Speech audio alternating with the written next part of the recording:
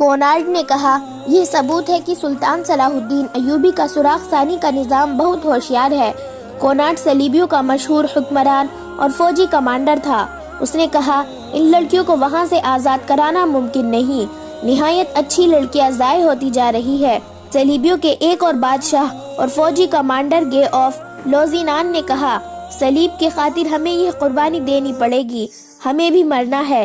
ہمارے جو آدمی پکڑے گئے ہیں انہیں بھول جاؤ، ان کی جگہ اور آدمی بھیجو۔ یہ 2 لڑکیاں کہاں سے آئی تھی؟ اس نے پوچھا۔ اور وہ 3 لڑکیاں کون تھی جو رجب کے ساتھ ماری گئی تھی؟ ان کی انٹیلیجنس کے سربراہ نے جواب دیا، ان میں 2 عیسائی تھی، دونوں اطالوی تھی اور 3 مسلمان تھی۔ انہیں بچپن میں اڑایا گیا تھا، بہت خوبصورت تھی۔ جوانی تک انہیں یاد نہیں رہا تھا کہ وہ مسلمان تھی۔ ہم نے انہیں بچپن میں ہی انہیں اس فن کی تربیت دینی شروع کر دی تھی۔ یہ شک نہیں کیا جا سکتا کہ انہیں چونکہ معلوم تھا کہ وہ مسلمان ہیں، اس لیے انہوں نے ہمیں دھوکہ دیا۔ مسلمان تھی تو کیا؟ کونارڈ نے کہا اور حاتم الاکبر کی طرف اشارہ کر کے کہا، ہمارا پیارا دوست حاتم بھی تو مسلمان ہے، کیا اسے اپنا مذہب کا پاس نہیں؟ اس نے شراب کا گلاس حاتم کے ہاتھ میں دے کر کہا، حاتم جانتا ہے کہ سلطان صلاح الدین ایوبی مصر کو غلامی کی زنجیروں میں جکڑنا چاہتا ہے اور وہ اسلام کے نام پر کھیل رہا ہے۔ ہم مصر کو آزاد کرانا چاہتے ہیں۔ اس کا طریقہ یہی ہے کہ سلطان صلاح الدین ایوبی کو مصر میں چین سے بیٹھنے نہ دیا جائے۔ حاتم الاکبر صلیبیوں کی شراب میں بدمست اس کی تائید میں سر ہلا رہا تھا۔ اس نے کہا، میں اب وہاں ایسا انتظام کروں گا کہ آپ کا کوئی آدمی وہاں پکڑا نہیں جائے گا۔ ایک صلیبی کمانڈر نے کہا، اگر ہم مصر میں یہ زمین دوز گڑبڑ جاری نہ رکھتے تو سلطان صلاح الدین ایوبی ہم پر کبھی کا حملہ کر چکا ہوتا۔ یہ ہماری کامیابی ہے کہ ہم اس کی طاقت اس کے اپنے آدمیوں پر ضائع کر رہے ہیں۔ کونارڈ نے پوچھا، کیا اس کے اور علی بن سفیان کے خاتمے کا ابھی کوئی انتظام نہیں ہوا؟ انٹیلیجنس کے سربراہ نے کہا، کئی بار ہو چکا ہے لیکن کامیابی نہیں ہوئی۔ ناکامی کی وجہ یہ ہے کہ دونوں پتھر قسم کے انسان ہیں، نہ وہ شراب پیتے ہیں نہ عورت کو پسند کرتے ہیں، اس لیے نہ انہیں شراب میں کچھ دیا جا سکتا ہے اور نہ عورت کے ہاتھوں مروایا جا سکتا ہے۔ اب کامیابی کی توقع ہے۔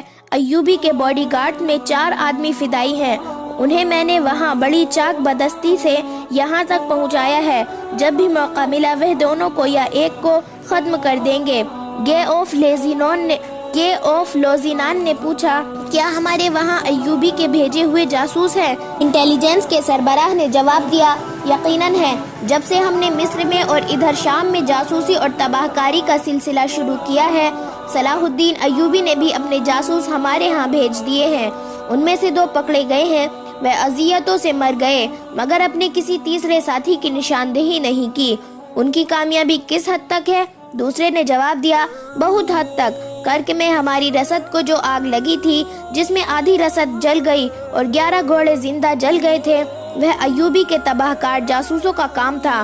میں آپ کو یہ بھی بتا سکتا ہوں کہ ہماری جنگی کیفیت اور اہلیت کی پوری معلومات سلطان صلاح الدین ایوبی کو ملتی رہتی ہے۔ اس کے جاسوسوں کو خراج تحسین پیش کرتا ہوں کہ جان پر کھیل جاتے ہیں اور کام پوری دیانتداری سے کرتے ہیں۔ ان میں بہت دیر اس مسئلے پر بحث ہوتی رہی کہ مصر اور شام میں تخریبی کارروائی کو کس طرح تیز اور مزید تباہ کن کیا جا سکتا ہے۔ حاتم الاکبر انہیں سلطان صلاح الدین ایوبی کی حکومت کی کمزور رگیں اور مضبوط پہلو دکھا رہا تھا۔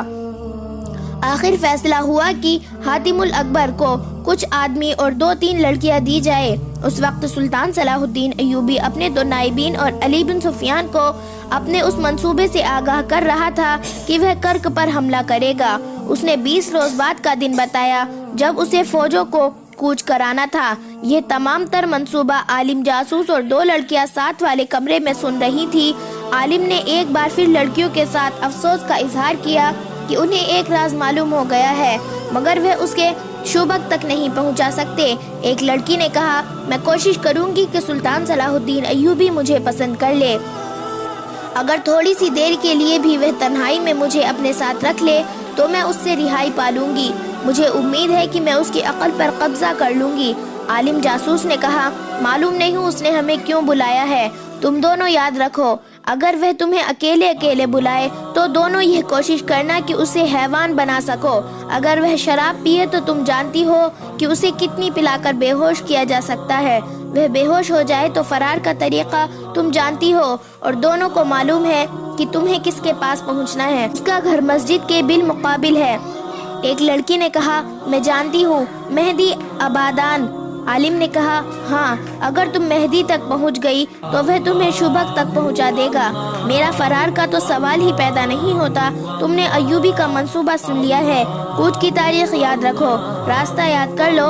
حملہ رات کے وقت ہوا کرے گا، دن کے وقت اس کی فوج کوئی حرکت نہیں کرے گی۔ حملہ کرک پر ہوگا۔ مجھے امید ہے کہ یہ اطلاع قبل از وقت پہنچ گئی تو ہماری فوج ایوبی کو راستے میں روک لے گی۔ ایوبی اسی صورتحال سے ڈرتا ہے۔ شبک میں جا کر یہ خاص طور پر بتانا کہ ایوبی کھلے میدان میں آمنے سامنے نہیں لڑنا چاہتا کیونکہ اس کے پاس فوج کم ہے۔ سلطان صلاح الدین ایوبی کے کمرے سے ایسی آوازیں آئی جیسے اجلاس ختم ہو گیا ہو اور نائبین باہر جا رہے ہیں۔ عالم اور لڑکیاں فوراً اس جگہ سرک گئی جہاں انہیں بٹھایا گیا تھا۔ عالم کے کہنے پر انہوں نے سر گھٹنے میں دے لیے جیسے انہوں نے کچھ بھی نہیں سنا اور گرد و پیش کا کوئی ہوش نہیں۔ انہیں اپنے کمرے میں قدموں کی آواز سنائی دی تو بھی انہوں نے اوپر نہ دیکھا۔ عالم نے اس وقت اوپر دیکھا جب کسی نے اس کے کندھے پر ہاتھ رکھا اور کہا اٹھو میرے ساتھ آؤ۔ وہ علی بن سفیان تھا۔ علی نے لڑکیوں کو بھی اٹھایا اور انہیں سلطان صلاح الدین ایوبی کے کمرے میں لے گیا۔ سلطان صلاح الدین ایوبی نے عالم جاسوس سے کہا میں تمہارے علم اور تمہاری ذہانت کی داد دیتا ہوں، ان کی زنجیریں کھول دو، تم تینوں بیٹھ جاؤ۔ علی بن سفیان باہر نکل گیا۔ سلطان صلاح الدین ایوبی نے عالم سے کہا لیکن تم علم کو کس شیطانی کام میں استعمال کر رہے ہو؟ اس کے بجائے تم یہاں آ کر اپنے مذہب کی تبلیغ کرتے تو میں تمہاری قدر دل کی گہرائیوں سے کرتا کہ تم اپنے مذہب اور اپنے نبی کی خدمت کر رہے ہو۔ کیا تمہارے مذہب میں یہ لکھا ہے کہ تم دوسرے مذہب کی عبادت گاہ میں اس کے مذہب میں جھوٹ شامل کرو؟ کیا تمہارے دل میں اپنی مقدس صلیب کا، حضرت عیسیٰ کا اور کنواری مریم کا یہ احترام ہے کہ جھوٹ اور ابلیسیت جیسے کبیرہ گناہ کر کے تم ان کی عبادت کرتے ہو؟ عالم نے کہا یہ جھوٹ میرے فرائض میں شامل ہے، میں نے جو کچھ کیا مقدس صلیب کے لیے کیا۔ سلطان صلاح الدین ایوبی نے کہا تم کہتے ہو کہ تم نے انجیل اور قرآن کا گہرا مطالعہ کیا ہے، کیا ان دونوں میں سے کسی ایک کتاب میں بھی انسان کو اس کی اجازت دی گئی ہے کہ اس قسم کی نوخیز لڑکیوں کو بدکاری کی راہ پر ڈالو اور غیر مردوں کے پاس بھیج کر اپنی مطلب براری کرو؟ کیا انجیل نے تمہیں کہا ہے کہ صلیب کی خاطر اپنی قوم کی بیٹیوں کی عصمت دوسروں کے حوالے کر دو؟ کیا تم نے کسی مسلمان لڑکی کو قرآن اور اسلام کے نام پر اپنی عصمت غیر مردوں کے حوالے کرتے کبھی دیکھا ہے؟ عالم نے کہا اسلام کو میں عیسائیت کا دشمن سمجھتا ہوں، مجھے جو زہر ہاتھ آئے گا اسلام کی رگوں میں ڈالوں گا۔ سلطان صلاح الدین ایوبی نے کہا تم اتنے میٹھے زہر سے چند ایک مسلمانوں کے کردار کو ہلاک کر سکتے ہو، اسلام کا تم کچھ نہیں بگاڑ سکو گے۔ اس نے لڑکیوں سے کہا تم کس خاندان کی بیٹیاں ہو؟ معلوم ہے تمہیں؟ اپنی اصلیت جانتی ہو تو مجھے بتاؤ۔ دونوں خاموش رہی۔ سلطان صلاح الدین ایوبی نے کہا تم نے اپنی پاکیزگی ختم کرا لی ہے، اب بھی تم کسی باعزت گھر کی قابل احترام بیویاں بن سکتی ہو۔ ایک لڑکی نے کہا میں قابل احترام بیوی بننا چاہتی ہوں، کیا آپ مجھے قبول کریں گے؟ اگر نہیں تو مجھے کوئی باعزت خاندان دے دے، میں اسلام قبول کر کے گناہوں سے توبہ کر لوں گی۔ سلطان صلاح الدین ایوبی مسکرایا اور ذرا سوچ کر کہا میں نہیں چاہتا کہ عالم کا علم جلاد کی تلوار سے خون میں ڈوب جائے، اور میں نہیں چاہتا کہ تم دونوں کی جوانی اور حسن میرے قید خانے میں گلتا سڑتا رہے۔ سنو لڑکی، تم اگر واقعی گناہوں سے توبہ کرنا چاہتی ہو تو میں تمہیں تمہارے ملک میں بھیج دیتا ہوں، لیکن وہ ملک تمہارا نہیں ہمارا ہے۔ میں ایک نہ ایک دن اپنا ملک تمہارے بادشاہوں سے لے لوں گا، تم جاؤ اور کسی کی بیوی بن جاؤ، میں تم تینوں کو رہا کرتا ہوں۔ تینوں یوں بت کے جیسے انہیں سوئیاں چبھا دی گئی ہو۔ اتنے میں علی بن سفیان لوہار کے ساتھ کمرے میں آیا اور تینوں کی زنجیریں کھول دی گئی۔ سلطان صلاح الدین ایوبی نے کہا علی میں نے انہیں رہا کر دیا ہے۔ علی بن سفیان کا رد عمل بھی وہی تھا۔ وہ کتنی ہی دیر سلطان صلاح الدین ایوبی کے منہ کی طرف دیکھتا رہا۔ سلطان صلاح الدین ایوبی نے کہا انہیں 3 اونٹ دو اور 4 مسلح محافظ ساتھ بھیجو جو گھڑ سوار ہو، نہایت ذہین اور دلیر محافظ جو انہیں شوبک کے قلعے میں چھوڑ کر واپس آ جائے۔ راستے کے لیے سامان دو اور آج ہی انہیں روانہ کرو۔ اس نے عالم سے کہا، وہاں جا کر یہ غلط فہمی نہ پھیلا دینا کہ سلطان صلاح الدین ایوبی جاسوسوں کو بخش دیا کرتا ہے۔ میں انہیں دانے کی طرح چکی میں پیس پیس کر مارتا ہوں۔ تمہیں صرف اس لیے رہا کر رہا ہوں کہ تم عالم ہو۔ تمہیں موقع دے رہا ہوں کہ علم کا روشن پہلو دیکھو۔ تمہاری نجات اسی میں ہے۔ سورج ابھی غروب نہیں ہوا تھا جب انہیں اونٹوں پر سوار کر کے 4 محافظوں کے ساتھ روانہ کر دیا گیا۔ محافظ خاص طور پر منتخب کیے گئے تھے۔ اس انتخاب کی 2 وجوہات تھی۔ ایک یہ کہ راستے میں ڈاکوؤں کا خطرہ تھا، دوسری وجہ یہ تھی کہ انہیں صلیبی کمانڈروں کے سامنے جانا تھا۔ اونٹ اور گھوڑے بھی نہایت اچھے قسم کے بھیجے گئے تھے، مگر سب حیران تھے کہ سلطان صلاح الدین ایوبی نے یہ فیاضی کیوں کی ہے۔ دشمن کو بخش دینا اس کا شیوا نہیں تھا۔ علی بن سفیان نے اس سے پوچھا تو اس نے اتنا ہی کہا، علی، میں نے تمہیں کہا تھا کہ میں ایک جوا کھیلنا چاہتا ہوں۔ اگر میں بازی ہار گیا تو صرف اتنا ہی نقصان ہوگا جو میں پہلے ہی اٹھا چکا ہوں کہ دشمن کے 3 جاسوس میرے ہاتھ سے نکل گئے ہیں۔ اس سے زیادہ کوئی نقصان نہیں ہوگا۔ علی بن سفیان نے اس جوئے کی وضاحت چاہی، لیکن سلطان صلاح الدین ایوبی نے اسی پر بات ختم کر دی کہ وقت آنے پر بتاؤں گا۔ مگر سب تو حیران تھے، مگر رہا ہونے والے خوشی سے باولے ہوئے جا رہے تھے۔ خوشی صرف رہائی کی نہیں تھی، اصل خوشی اس راز کی تھی جو وہ اپنے ساتھ لے جا رہے تھے۔ وہ قاہرہ شہر سے دور نکل گئے تھے، ان کے اونٹ پہلو بپہلو جا رہے تھے۔ 2 محافظ آگے تھے اور 2 پیچھے۔ عالم نے ان سے پوچھا تھا کہ وہ ان کی زبان سمجھتے ہیں۔ چاروں اپنی زبان کے سوا اور کوئی زبان نہیں جانتے تھے۔ عالم اور لڑکیاں ان کی زبان بڑی روانی سے بولتی تھی، یہ انہیں خاص طور پر سکھائی گئی تھی۔ عالم نے لڑکیوں سے اپنی زبان میں کہا، خدا یسوع مسیح نے معجزہ دکھایا ہے، اس سے ظاہر ہوتا ہے کہ اسے ہمارے ساتھ پیار ہے اور اسے ہماری فتح منظور ہے۔ یہ سچے مذہب کی نشانی ہے۔ سلطان صلاح الدین ایوبی اور علی بن سفیان جیسے داناؤں کو خدا نے عقل کا ایسا اندھا کیا ہے کہ انتہائی خطرناک راز ہمارے کانوں میں ڈال کر ہمیں رہا کر دیا ہے۔ ہم اپنی فوج کو ان کا سارا منصوبہ سنائیں گے اور ہماری فوج ایوبی کو صحرا میں گھیر کر ختم کر دے گی۔ اسے کرک تک پہنچنے کی مہلت ہی نہیں ملے گی۔ مجھے امید ہے کہ ہمارے کمانڈر جنگ کو حملے تک محدود نہیں رکھیں گے۔ وہ مصر پر ضرور چڑھائی کریں گے۔ مصر فوجوں سے خالی ہوگا، یہ فتح بڑی آسان ہوگی۔ ایک لڑکی نے کہا، آپ عالم ہیں، تجربے کار ہیں، مگر آپ جسے معجزہ کہہ رہے ہیں وہ مجھے ایک خطرہ دکھائی دے رہا ہے۔ خطرہ یہ 4 محافظ ہے، کہیں آگے جا کر یہ ہمیں قتل کر کے واپس چلے جائیں گے۔ سلطان صلاح الدین ایوبی نے ہمارے ساتھ مذاق کیا ہے، جلاد کے حوالے کرنے کی بجائے ہمیں ان کے حوالے کر دیا ہے۔ یہ ہمیں جی بھر کر خراب کریں گے اور قتل کر دیں گے۔ عالم نے یوں کہا جیسے اس کے ذہن سے خوش فہمیاں نکل گئی ہو اور ہم نہتے ہیں۔ عالم نے یوں کہا جیسے اس کے ذہن سے خوش فہمیاں نکل گئی ہو۔ اس نے کہا، تم نے جو کہا ہے وہ درست ہو سکتا ہے۔ کوئی حکمران اپنے دشمن کے جاسوسوں کو بخش نہیں سکتا، اور مسلمان اس قدر جنس پرست ہیں کہ تم جیسی حسین لڑکیوں کو چھوڑ نہیں سکتے۔ دوسری لڑکی نے کہا، ہمیں راتوں کو چوکنا رہنا پڑے گا۔ اگر رات کو یہ سو جائے تو انہیں انہی کے ہتھیاروں سے ختم کر دیا جائے۔ ذرا ہمت کی ضرورت ہے۔ عالم نے کہا، ہمیں یہ ہمت کرنی پڑے گی۔ یہ کام آج ہی رات ہو جائے تو اچھا ہے، صبح تک ہم بہت دور نکل جائیں گے۔ 2 محافظ آگے اور 2 پیچھے اپنی گپ شپ لگاتے چلے جا رہے تھے۔ ان کے انداز سے ظاہر ہوتا تھا جیسے انہیں معلوم ہی نہیں کہ وہ اتنی دلکش لڑکیاں ان کی تحویل میں ہیں۔ سورج غروب ہو رہا تھا۔ ایک نے عالم سے کہا کہ ہم ابھی رکیں گے نہیں، رات کا پہلا پہر چلتے گزاریں گے۔ وہ چلتے گئے اور صحرا کی رات تاریک ہوتی گئی۔ عالم اور لڑکیاں اونٹوں کو قریب کر کے محافظوں کے قتل کا منصوبہ بنا رہی تھی۔ بہت دیر بعد ایک سرسبز سی جگہ آ گئی۔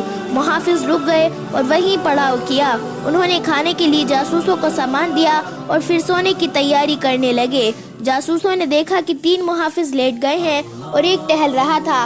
عالم لڑکیوں کے ساتھ محافظوں سے کچھ دور لیٹا۔ ان کی تینوں کی نظر محافظوں پر تھی۔ وہ چوتھے محافظ کو دیکھتے رہے۔ وہ پڑاؤ کے ارد گرد ٹہلتا رہا۔ ایک کھٹکا سا ہوا، وہ دوڑ کر ادھر گیا اور اچھی طرح دیکھ بھال کر کے آ گیا۔ تقریباً 2 گھنٹے گزر گئے۔ اس نے اپنے اور ایک ساتھی کو جگایا اور خود اس کی جگہ لیٹ گیا۔ جو جاگا تھا وہ پڑاؤ کے ارد گرد ٹہلنے لگا، کبھی جانوروں کے پاس انہیں جا کر دیکھتا اور کبھی سوئے ہوئے انسانوں کو دیکھتا۔ عالم نے لڑکیوں سے کہا، ہم کامیاب نہیں ہو سکیں گے، یہ کمبخت پہرا دے رہے ہیں۔ जो होगा हो के रहेगा, सो जाओ। और वह सो गए। रात गुजरती गई। सुबह अभी धुंधली थी जब मुहाफिजों ने उन्हें जगाया और रवाना होने के लिए कहा। थोड़ी देर बाद वह फिर उसी तरतीब में चले जा रहे थे जिसमें एक रोज पहले थे।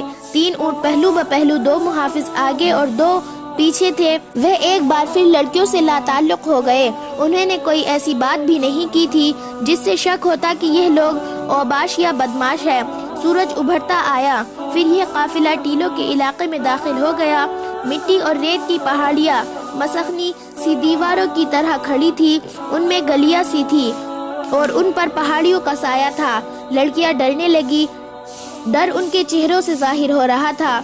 उनकी निगाह में ये जगह जुर्म और कत्ल के लिए मौजू थी, मगर मुहाफिज उनकी तरफ देख भी नहीं रहे थे। एक लड़की ने आलिम से कहा, उनसे कहो कि हमारे साथ बातें करे। इनकी खामोशी और लाताल्लुकी मुझे डरा रही है। इन्हें कहो कि हमें मारना चाहते हैं तो फौरन मार दे। मैं मौत का इंतजार नहीं कर सकती। आलिम खामोश रहा। वह लड़कियों की कोई मदद नहीं कर सकता था।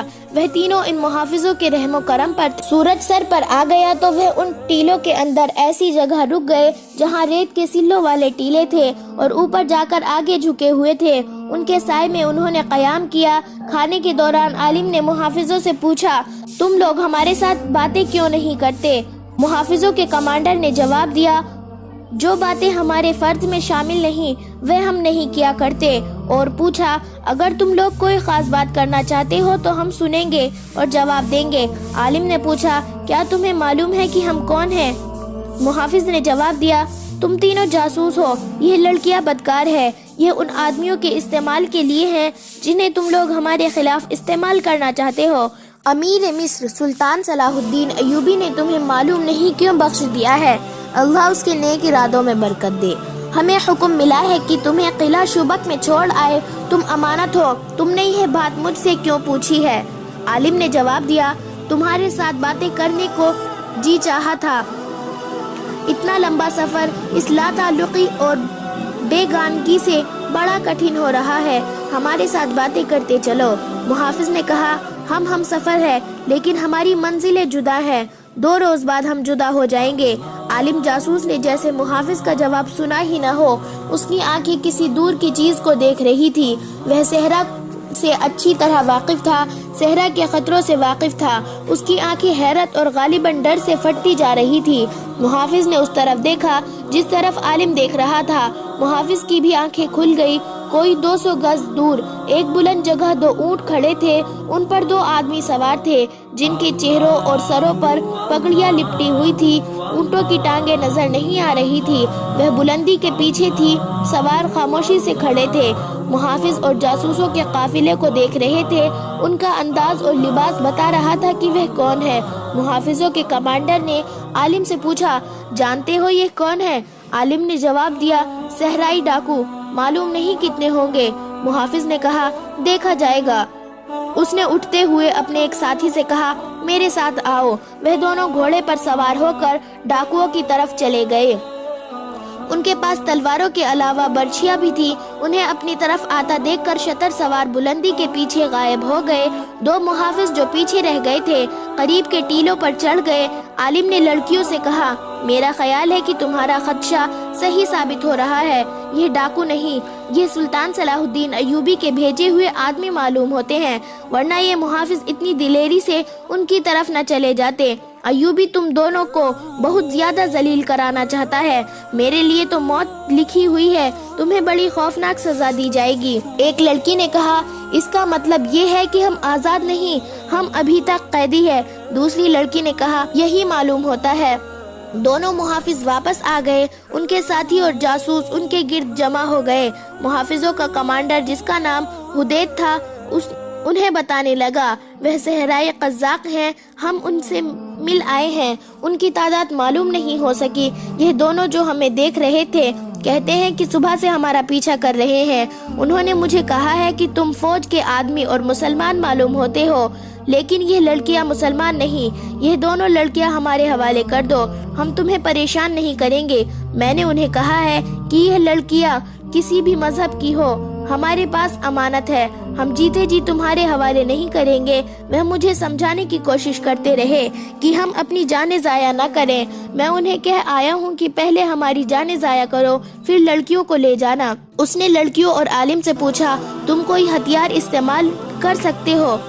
عالم نے کہا، ان لڑکیوں کو ہر ہتھیار چلانے کی تربیت دی گئی ہے۔ تمہارے پاس برچھیاں، تلواریں بھی ہے اور تیر کمان بھی ہے، ان میں سے ایک ایک ہتھیار ہمیں دو۔ حدید نے سوچ کر کہا، ابھی نہیں، میں قبل از وقت تمہیں ہتھیار نہیں دے سکتا۔ اگر ڈاکوؤں سے ٹکر ہو گئی تو اس وقت دے دوں گا۔ ہمیں اس علاقے سے فوراً نکل جانا چاہیے۔ ان سے گھوڑوں اور اونٹوں پر لڑائی ہوگی تو یہ علاقہ موزوں نہیں۔ گھوڑے گھما پھرا کر لڑنے کے لیے یہ جگہ خراب ہے۔ وہ فوراً وہاں سے چل پڑے۔ محافظ نے کمانیں ہاتھوں میں لے لی اور ترکش کھول دیے۔ حدید آگے تھا۔ اسے اس کے ساتھی نے کہا، ان جاسوسوں کو ہتھیار دینا ٹھیک نہیں، آخر ہمارے دشمن ہیں، ہو سکتا ہے کہ ڈاکوؤں کے ساتھ مل کر ہمیں مار ڈالے۔ عالم لڑکیوں سے کہہ رہا تھا، ان لوگوں کی نیت ٹھیک نہیں، انہوں نے ہمیں ہتھیار دینے سے انکار کر دیا ہے۔ ڈاکو ان کے اپنے آدمی ہیں، یہ تم دونوں کو ان کے حوالے کر دیں گے اور مجھے مروا دیں گے۔